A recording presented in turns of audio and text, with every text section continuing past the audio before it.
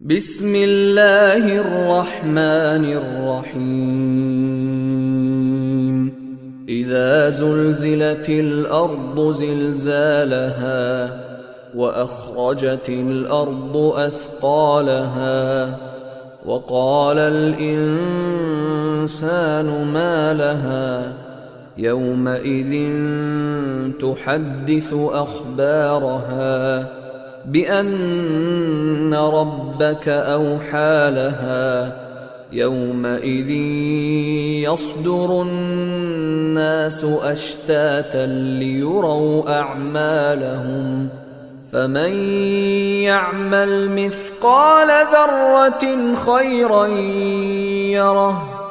ومن يعمل مثقال ذرة